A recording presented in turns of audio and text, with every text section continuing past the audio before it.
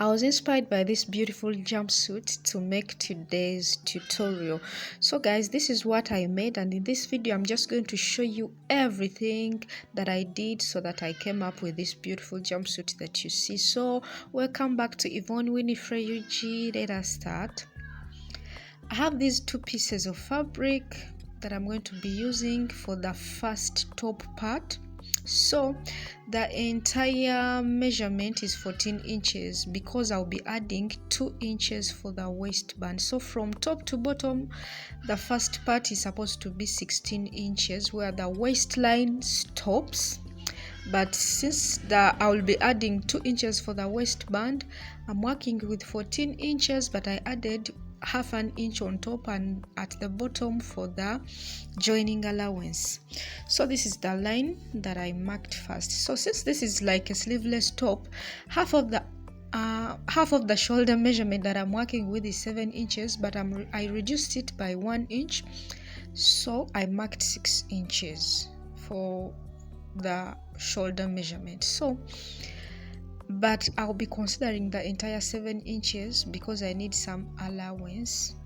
So I'm marking 3 inches neckline width, and then the rest of the 4 inches is sewing allowance and the shoulder measurement.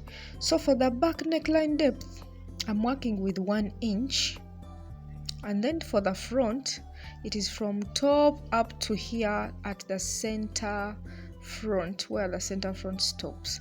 So I'm going to draw just a curved neckline here for the back, and for the front it's going to be from up here up to down here, just as you saw in the picture.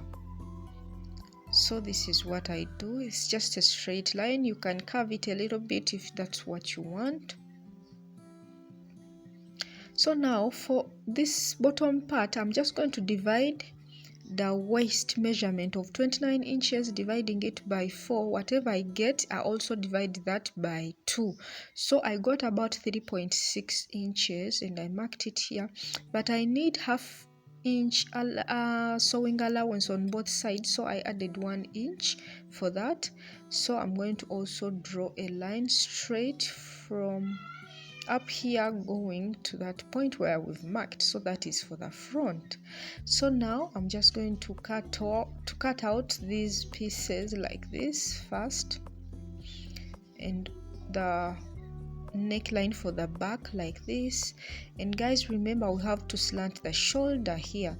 So from this starting point, I'm going down by 1 inch and I'm connecting from that 1 inch shoulder slant to the neckline width like this. But we need half an inch sewing allowance, so I'm adding it right away on top like this, and after that I just cut out the excess. So this is it. So I'm separating the two so that I cut out the front also separately. So now these are my pieces, front and back. This is the front pieces and the other one is for the back, and I'll be needing some lining later to sew them up.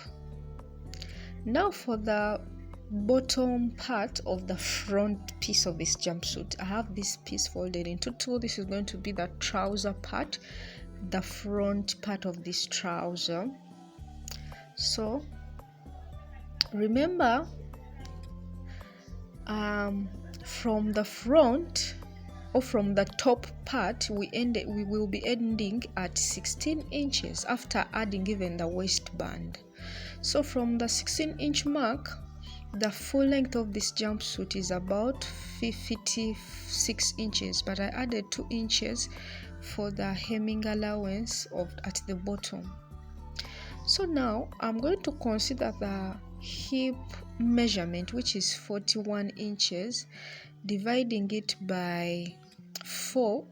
I got 10.5, and I added just 1 inch to mark the crotch line.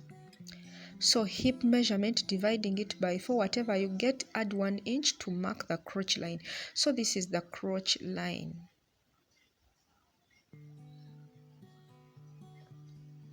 So after here, guys, I want to mark out my 1 inch side seam sewing allowance on these lines.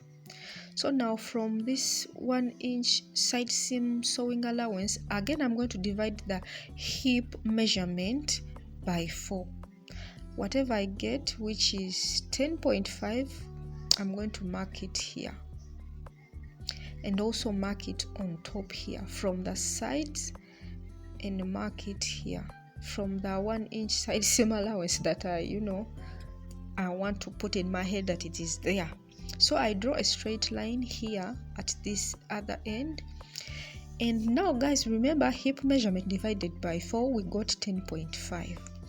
So that 10.5 also, I'm going to divide it by 4, and whatever I get, I mark it here. So it is about 2.5, but I added half an inch for the sewing allowance this side here. So after, I just draw a small curve here as the crotch curve. So now it is not supposed to be over 1 inch, so you have to consider that. If you have your pant curve, use it, or any other curves, use them to carve out that crotch curve. So now I'm going to divide the waist measurement of 29 inches divided by 4.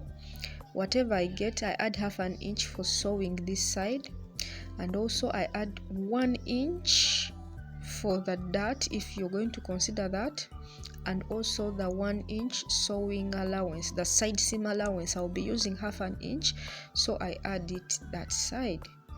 So now I'm going to mark there. So from there now I'll be connecting my points there. But guys, I'm also going to consider the hip line at about 9 inches, and I measure and see whether at that point I have the hip measurement divided by 4 plus the sewing allowance. If that's what I have, then I start connecting the points. So the 1 inch side seam allowance that I considered before along the hip line and the waistline, it's just a guide, just to show me that I have to add it. Sometimes we add about half an inch when it comes to trousers, and your trouser comes out so tight, so add 1 inch as side seam allowance. So at this point, I'm measuring the midpoint of this crotch line, the entire measurement. So I got about 7.5 from the side, so I'm going to mark it here, 7.5, or the midpoint of that line. And also, since that is 7.5, I'm going to mark it even this side, 7.5. So I'm going to draw a line coming up here from the ankle line to the crotch line. So I use my tape measure to guide me as I connect those 2 points. I don't have a long ruler. If you want, you can consider even the knee line, but I didn't consider it. So around the ankle measurement I'm working with is about 14 inches. Since this is a wide leg pant, if you want to do palazzo, consider that entire measurement. But I want to do something that is not too big and not too tight, so I considered 14 inches. 14 divided by 2, here at the ankle measurement we divide by 2, I got 7. So along this line that I drew, I measured 3.5 inches either side. In this side, at the side seam allowance, I added 1 inch, but this way at the front I added just half an inch for sewing later. So now I'm just going to connect those points like this. Again, use a ruler or a pant curve. Your marking will come out neatly. So I use this as a guide to connect the points, and after I use my curved ruler to carve out the points properly. So this is what I do as you're seeing me here. And after this, I just come in with this ruler to carve in a little bit this part. It is not supposed to be so straight, and also this other side is also a little bit curved. So now this is the front piece. So now I'm just going to cut off the excess here like this, and after cutting it, I'm going to fold in the hemming allowance like this so that I start cutting. So this is the front piece. This is all that we do, or that I did for the front. If you have any questions, please comment in the comment section so that we answer you. I or any other person can answer you. So this is it now, and I'm going to use this front piece to cut out the back piece. So I'll fold in for the dart there and notch out this part. So now for the back, I've also again folded another piece into two, and I've put my front piece or pieces on top, so they are going to guide me to cut out the back. So I left some allowances along the crotch line and on top here. So I want to shape out the waistline for the front here. I just came down by 1/2 inch at the center front and then connected to the sides, and this is what I'm cutting out here like this. That is only for the front. The back, just you're going to see what I'm going to do with the back. So at the back on top here, the center front, for the center back I'm going to go up by 2 inches because of the bum,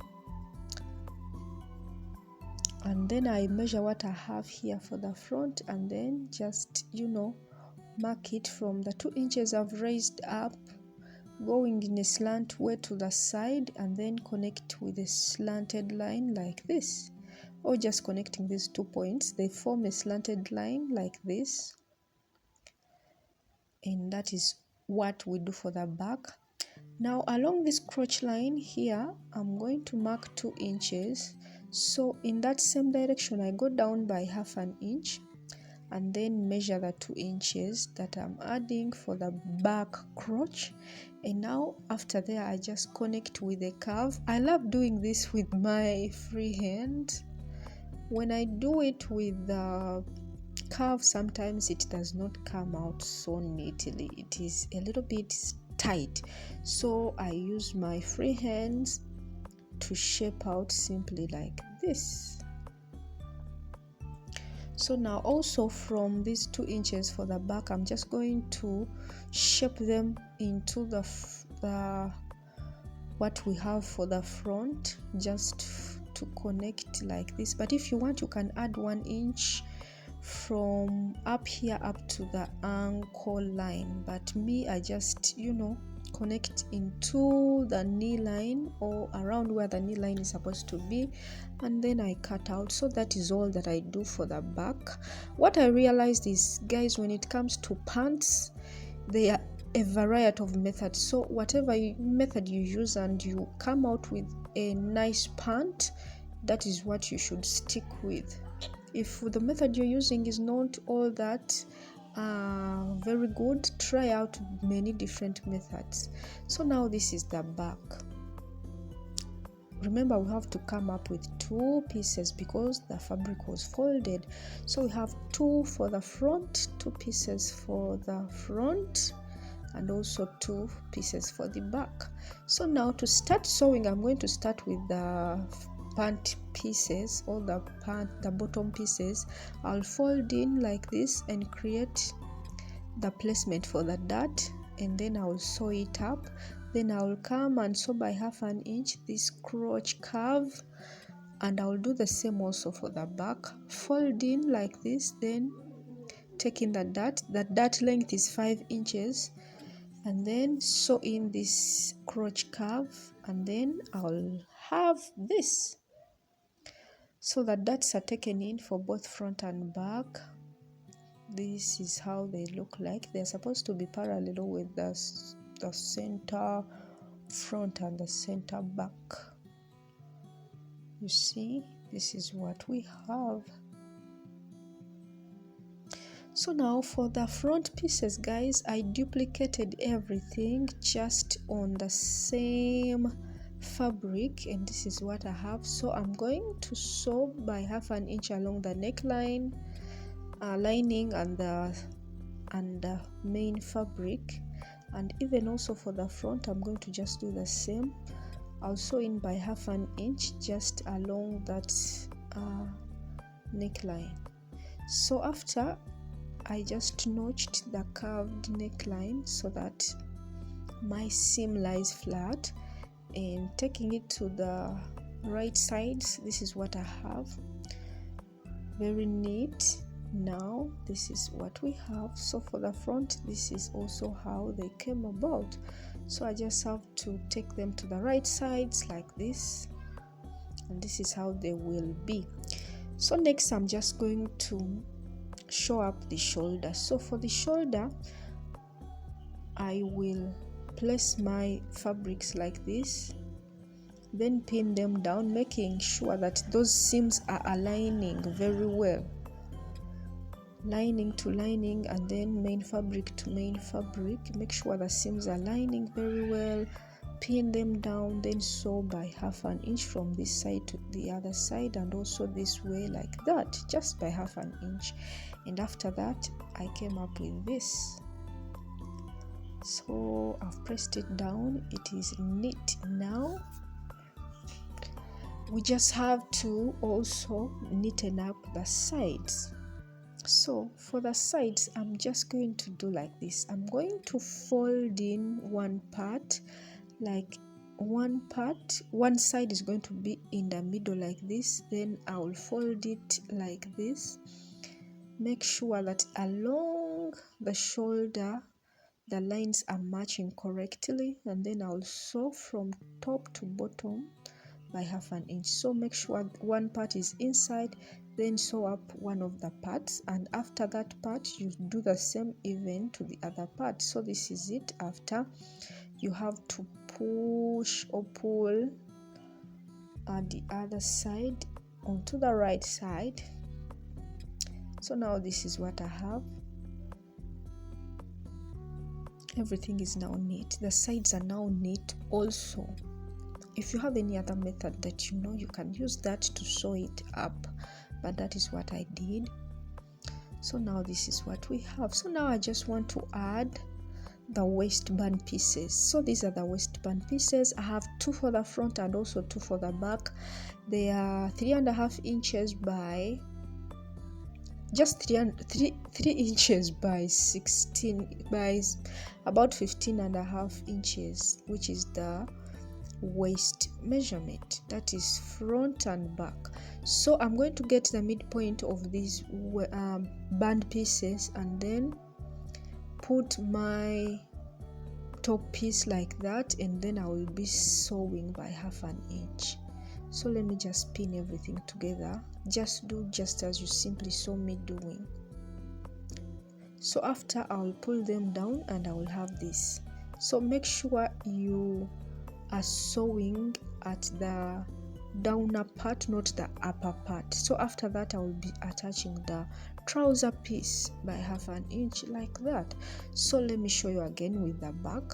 Get the midpoint or the center of the back piece and also match it with the center of the band pieces. Then place it at the bottom piece, not up guys, but here at the bottom. Then pin it down, go sew by 1/2 inch, and after you place it like this, then attach the pant pieces.